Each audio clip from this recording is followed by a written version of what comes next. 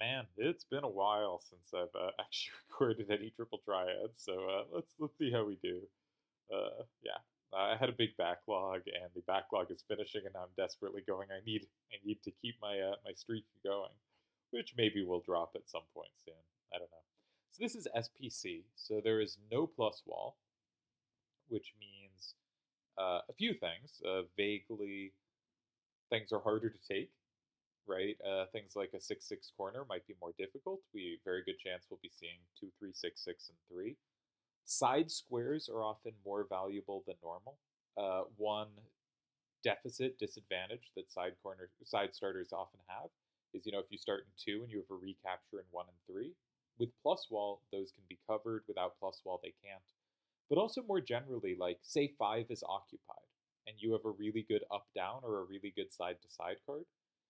Often really good up down and side to side cards need a lot of work to be safe. They need multiple kind of squares blocked or to slide in at the edge of the board. But suddenly, as long as 5 is occupied, they have a chance to slide into 2, 4, 6, and 8 and be safe or be very difficult to take. For instance, 1-6-5-5, imagine it was like 1-6-3-5. It's never going to be safe as a corner, but it actually could land in 2 or 8 and spots that could be safe. I guess not here because of 4-7-3-4 and 3-6-4-4 and 3-7-5-3, but it's pretty easy to imagine a situation they would be. Also, this is level 3, and we can see this pretty big disparity in some card strengths here, which is often the case. Um, yeah, obviously 7-5-3-3 is better than 7-5-3-1. Okay, we don't see the 6-6 corner. We see a 4-4 corner. But this is still going to be difficult for stuff to deal with. He has 2 captures. I assume there was a 5 setup. I didn't actually look against 2-3-6-6 and 3. Let's quickly check for that. 1-3-5-7 needs a 4 up from 5 to be set up. There is that. But it doesn't set up 6 if you go 4-4-2-7 and 5. And we're looking at 2-3-6-6 and 3. Abomination and 3. 3-2-5-6 would need a 3 facing up, doesn't have it, to go in 2. 6-1-2-6 would need a 5 facing up, doesn't have it. 1-6-5-5 would need a 5 or 7 facing up, doesn't have it. 4-4-2-7 would need an 8. So actually there was no double setup. But Smokes may have thought 2-3-6-6 will be valuable going forward. I would suggest, I don't know, you'd have to do specific calculation. I think kind of as a general vague heuristic, if you're gonna start in a corner and have a safe way to do so, you should probably play the safe, especially if it's a 2-directional card. If it's a tri-directional card, maybe not. But if it's a 2-directional card, like, what are you saving 2-3-6-6 for? Probably landing in 2 or 6 in this case. But the disadvantage of having a card in 3 that your opponent can play against might mean you don't get a great chance to play it in 2 or 6. So you might. Okay. So Stuff has 2 captures. He has 1-6-5-5 and 2, which is presumably met by 7-4-1-4 and 6, which you'll notice sets up a combo threat in 5. That's quite annoying. So you really have to block 5 there, and that's pretty uncomfortable. All right, fair enough. There also might be a setup in 4 if you go 2, but I am less worried about that, and I don't think it exists. I think the problem with that is 6. Okay, what if you go 6? 6-1-2-6 and 6. Now, this is a high number facing out towards 5, which is always something of a concession because it lets your opponent go 9 and lock in 6 as an alternative to going in 2. Again, there might be something in 8 as well, but suddenly 9 becomes a lot more worrisome.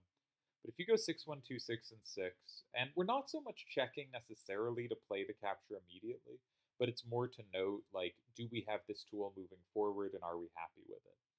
6-1-2-6 and 6, 4-7-3-4 in 2. At least it doesn't set up, no, it does set up against you, 7-4-1-4. You're not set up there. Both of these are very uncomfortable captures, which sometimes brings us to thinking about moves in 5. And the move in 5 can both set stuff up. For instance, if you play 1-3-5-7 and 5, that gives you 3-2-5-6 and 2 as an alternative capture. That can be nice to have. But it also says, I am getting rid of this 5 square. The reason I'm now drawn to 5 is because when I looked at moves in 2 and 6, I kept seeing that 5 was a bad square for us. If we occupy 5 in advance, then 2 and 6 start playing much better. I tend not to love 5 in response to corner starters. I've generally moved away from them over time. In 2008, I was all about them. Later, end of 2008, as I was starting to get good, early 2009, because I noticed a lot of the players I thought were really good then were playing a bunch of them, like Karmazin, for example. Um, but I am somewhat skeptical now. I think they give the opponent too much room to maneuver. But the reason I'm drawn to it here is because I start calculating some ideas and I notice where the problems are, and that leads me to think more about 5. If we think about our hand strength, this hand is obviously much better going left than right. So I could also imagine playing anywhere in 1, 4, or 7. We don't really have time to talk about it, but specifically, I think 1 might have some appeal. Um, in general, we're going to do better with a side-to-side game than an up-down game, so 4 is much preferable to 8. I'd be pretty uncomfortable, I think, with a move in 8 or 9 here. All right, we see 2. Stuff likes to make this kind of move, where you just take a nice square for your cards, and I tend not to like moves like this very much, but this looks plausible. It does not quite surrender what I didn't want surrendered. I think the most important trait of this move is it has high numbers facing out, but it sets up against Abomination in 6. That's really important. Because like I was saying with from Smoke's side, you're sort of saying, I'm saving Abomination to land in 2 or 6 later. And if Smokes gets that with no pressure against 3, then his version is better, right? My instinct would be just use Abomination in 3 and work from there. And his version was, I think I can get more value out of Abomination later, and this Tonberry in 3 is good enough. And if your opponent is going 2 and not capturing, then Tonberry in 3 basically was good enough. But now we didn't have a good way to use Abomination. So he uses 7-4-1-4 instead, which gives up a lot of up power. It does have nice recaptures. 2-3-6-6 is now really good in 9 or 5. Smokes is very convincingly finding ways to keep 2-3-6-6 in the hand, suggesting his calculation here was more useful and thoughtful than me going, from a general perspective, I prefer, which, is always going to miss lots of specifics. And we'll notice there's this thing of Smoke's hand has the 2-3-6-6, and Stuff's hand has the 3-2-5-6. So Stuff's hand played well against a 6 facing out from 4. Smoke's hand plays well with the 4 facing out. We saw this in another line. If Stuff played the capture 1-6-5-5 and 2, that Smokes could play 7-4-1-4 and 6, and basically the same thing has happened here. Seems scary not to block 5, because if you don't block 5 and Abomination lands there, what are you doing from Stuff's perspective? You need to have set up a huge threat in either 9 or 1 to counter that. The threat in... So I could imagine a move in 4 or 8 trying to set up that counter threat, but the natural thing to do is block 5. Really seems like if you go like in 9 and Smokes lands Abomination 5, Smokes is just locked in 2, 3, 6, and maybe 5 as well, and he has cards that are really good facing to the right. So it just seems like pretty unlikely you can hold there. If you go in 1, I think that has better chances because Smoke's remaining cards are not as clean for the remaining game, but they still seem quite good. So without calculating specifically, also if you go in 1, it flips to any combo through 5, so you really need something. So those squares seem just very unlikely. 7 in general is not a square that is played very much, and I would be deeply skeptical. You could set up in advance against Abomination in 5, but comboing through Abomination doesn't flip any extra cards. Maybe you can set up some trap after, but that is very deep and hard to pull off. So I think you're thinking about 4, 5, and 8, with 5 being the most natural move, because at least it locks in 2. And I think 8 is better than 4, because if you go in 4 and they take the combo in 5, okay, maybe you have some play in 1.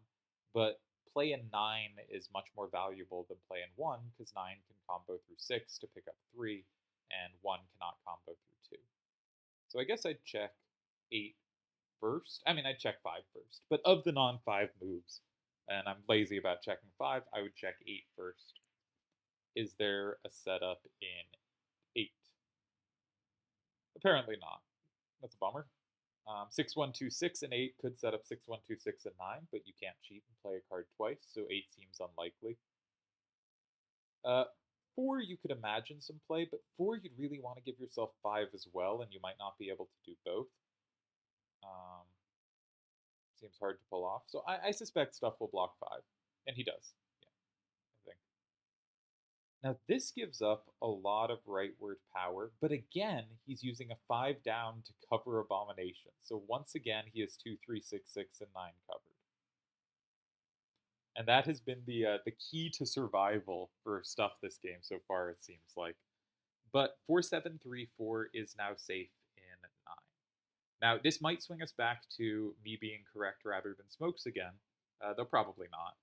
But Tonberry is better. If you're going 9, but you can't play Abomination there, you'd rather have Tonberry in this endgame than Abomination. Abomination completely faces away from the action, while Tonberry has more power facing towards it in useful ways. For instance, it has a threat to capture in 4.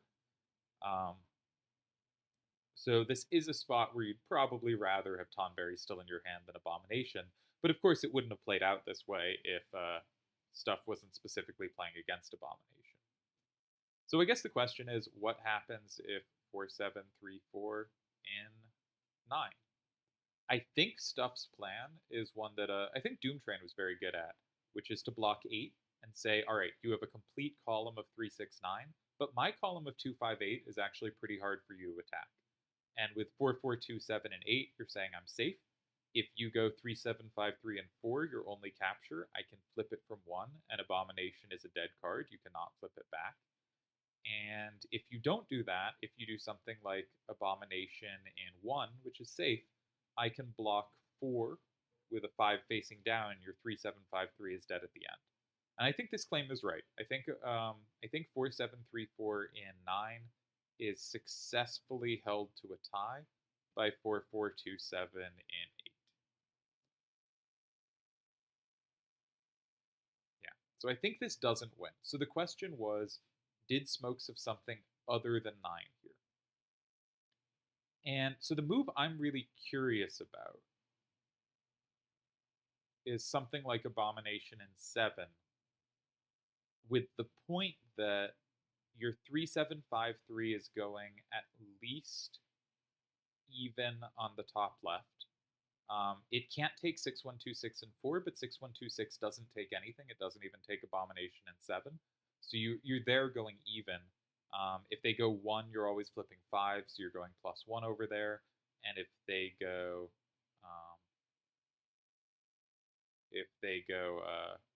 4, the best they can do is go even. Now I think this is a tie. That was a tie as well, because I think if 6126 and 4, or sorry, if they can't play 6126 twice.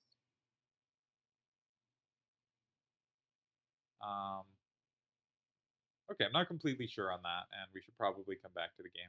I think 2366 and 7 was interesting. And then the other move you could consider, but no, I don't like it. Yeah, so I think 7 was interesting. But maybe just didn't work because 4427 in... But 4427 in 9 is not safe. 3753 covers that. But 3753 can't take things in 8 necessarily. Yeah, that probably was nothing. This was probably the best try, and I think Stuff will tie this comfortably. Nice hold by Stuff. Looked dangerous, but I don't see anything. Like, we can quibble about, do you start Abomination in Tonberry or Tonberry in 3, but I think either way it played out, if Stuff replied well, which I think he did, you might conclude that the other one was better. Like here, I'm looking at these endgames and I'm thinking, Abomination kind of sucks. Maybe we'd have winning chances with Tonberry instead. Though I don't actually think we would. So probably doesn't matter. And if we had played it the other way, then yeah, we wouldn't have Abomination in our hand, which is kind of a dead card, but the game would have likely played out such that now Tonberry would be the worst card, right? The opponent will play to hinder what you have. Stuff has picked up the 4427, and we will likely see it landing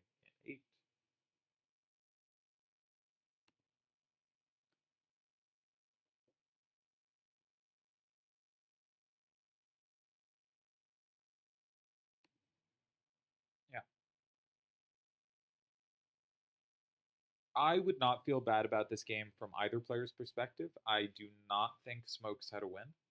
Therefore, I don't think there's anything to complain about from his perspective. He got nice advantage. Would have been pretty easy for Stuff to screw this one up. And from Stuff's perspective, faced a difficult starter and ended up basically after his fourth move with a position where doesn't seem like there was anything to be all that worried about, and only had to spot like one really critical or one or two maybe really critical lines. That's my guess, unless I totally miscalculated seven and it turns out to be winning, which is possible. I'm gonna put this into the solver. We're gonna see what it has to say. What did I miss today? Is a good sense. Like, I am trying to calibrate to myself to how much should I trust my instincts right now? Are they pretty reasonable, or am I washed? Chalked, as the kids say. And so, time to find out how chalked I am. I would feel good for both players. Like, obviously, you look at a game like this and you're like, Stuff had a clear disadvantage, and he found a pretty comfortable tie, advantage Stuff. But I would feel fine, I think, from Smokes' perspective. So we're gonna get some solver stuff in. There were 5 ties on move 4 for Stuff, and his move in 5 was one of them. After 9, he actually had 2 ties, but 8 was the clean, easier one. And after my idea in 7, he's in fact winning. My idea in 7 was bad. 6, 1, 2, 6, and 4 is winning because of that 4, 4, 2, 7. And the 3, 5, 7, 3 just can't take enough. Yeah, so that was a bad idea. All right. Okay, so we're calibrating a bit. I haven't calculated this out, but it looks interesting. Was in fact not a good idea, and Smoke's play was much better. The one other thing I wanted to check was, does the solver like my starter more or his? And we will have it pull that out soon. I think I'll end this video as soon as the solver has finished inputting and start a new one for the next game, because I need more videos, and this way I get more videos out of it. Genius. On the other hand, the solver will take a sec to run, so I'm going to pause the video for a sec because it'll run faster if I'm not recording. Quick update, Smoke starter, half of Stuff's possible moves tied and half lost. Technically not half, 21 losses, 19 ties. But we'll call that 50-50-ish, 55-45, whatever, 52-47 and half each. But this is to say a higher pressure starter than your average starter.